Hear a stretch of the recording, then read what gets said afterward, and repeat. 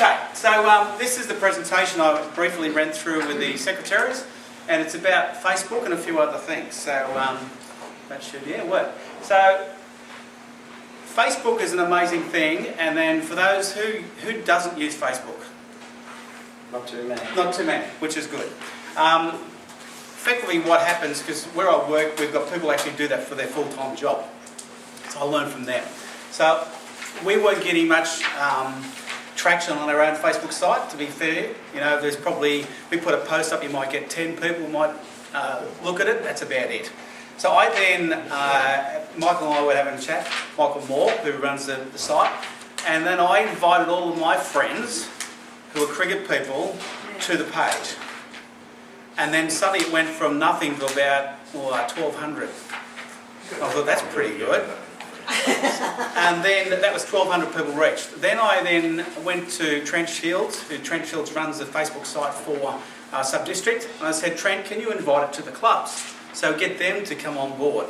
So effectively what we're doing with our meetings, we're actually videoing them. So we want to do little snapshot videos of some of the rules and this sort of stuff.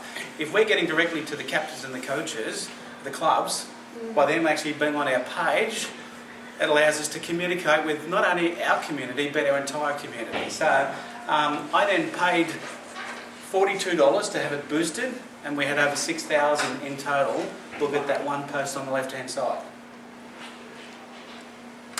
And because of that, we've got a lot of people here who decided they saw this and they wanted to join us because of this. Is anybody in the room? 1, 2. That's it. And there's more that aren't here. So on top of that, I then did a further post on females in cricket, because we really want females in cricket involved, and that got 1,200 on its own. I purposely didn't boost that to see exactly what happened. So I'm going to boost that now and see what reaction we get. So that's a bit about Facebook.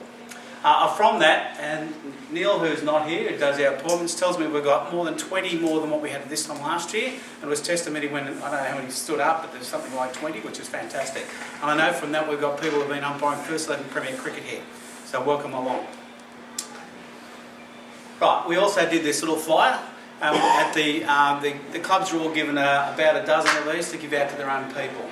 On top of that, we need anybody who's a club umpire, but if you're talking to the club umpires, we would like to have 2 club umpires from each club, simply because not every week the club umpire can be there, because something comes up, a wedding or family or whatever. So the clubs do get fined if they don't have a club umpire. So we suggested they're short of, and you're all involved in clubs. Look to the players who are actually maybe injured, maybe quite capable but just can't run or can't throw, are potential good club umpires. Gets them into umpiring as well. So the website's been updated, so Michael Moore also has operates his whole site. All the forms for becoming umpires, a lot of stuff will be on there, including, you'll see the video from the 22nd of January 2019, that was last year. So that I just took a snapshot. So every video we will put up will be there. So if you've missed a meeting, you won't miss the meeting because it's on there. So all the key important things. How are we going so far? All good? So I quickly, James and I'm going to reflect back a bit. 3 years ago we sat down and started doing some plans for what we think we could be. And funny enough, when I've just looked through, just about everything's been ticked off. So congratulations to Jamie, your team, and everybody else together. We've actually nailed it, which is really good. Moving on. Introduction to Umpiring, the VSDCA. This is a new book. I know Ben, you spent a lot of time on this, as did Neil Murray and myself. That's now available. Who's got one? Everybody got one? No. Oh, sorry, I'm just preempting. I'll leave that to Ben. So, and the last thing, at the end of last year, we were planning on doing some interest meetings, going out to the clubs to try and gain our interest for umpiring. And it was, to be honest with you, a bit of a failure. But we actually learned from those meetings, because we sat down and talked to some of the club people, and they said, well, because we've all got cricket history, all of us. I go, well, why don't you just talk about your own cricket history? So I then put it to the test. We have a work thing called personal sharing. So I actually did my personal sharing to my team at work, my workmates, on my journey in cricket. So that's what I'm going to present to the clubs. I'm not going to go through the full detail. You'll have a few pictures and a few slides. But I've been involved in cricket in Melbourne for 33 years. I won't go through the full detail, let's change that. So my club is Oakley, and I played most of my games at this ground here at Scammell Reserve, when anybody's umpire there. I love batting there, it was fantastic. And the main ground at Oakley. Just my cricket stats. 166 matches for Oakley, but all up with two different clubs in Sydney, probably over 300 matches. Down here I played 166, scored 6 centuries, so I can bat and I can bowl. So I played in a semi-final out at Ormond. I think the picture follows, it was my best bowling. I took 7 for 51 in one game, scored over 4,000 runs. I'm an all-rounder, slow, medium, nothings, gets wickets in the lower grades. And that was at Ormond. I took 6 for 29 off 26 overs that day. Don't know how, but I did. I'm also an accredited cricket coach, so I'm not just a cricket umpire. I've coached ladies teams, 2. We made 3 of the grand final. They unfortunately lost. I've coached 3 under-15s representative teams, including the Hatch, which we won in 2014. 2 under-18s T20s. In that time, I got 5 premierships, 4 runners-up, and won the Hatch as well. So I'm a real cricket nuffy. I love the game, and I'll spend my waking moments on cricket, if I can. Words of wisdom from the coach. So this is when I'm getting in for the clubs, because they've got junior players there. These are the things I've always got out my players to play. What was your partnership? Because it's not about your individual score, it's what your team does. Bat to 10, start again. For anybody trying to teach someone how to play cricket, that's the simplest one, and they score runs if they do that. Bat with intent and bat to milestones. Bat to milestones, I used to wear number 50 on my back because I got a tip from my nephew who played Premier Cricket in New South Wales, from Bobby Simpson, bat to milestones, so that's why I have 50 on my back. Composure, respect your opposition, play as a team, accept the umpire's decision, very important. Intensity level, and bring your A-grade game. As an umpire, I've umpired over 250 matches, now not all in sub-district, but I do mid-year cricket, been doing that for 10 years.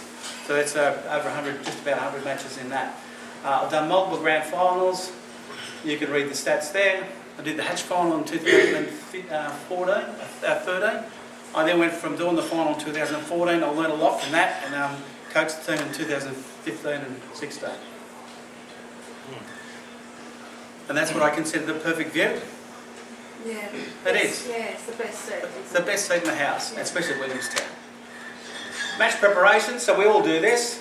As umpires, we've got to have all that stuff. The phone you have in your pocket if the weather's a bit dicky, so you can check on the radar. All the equipment we carry, most players wouldn't even know that we do all this, but we do.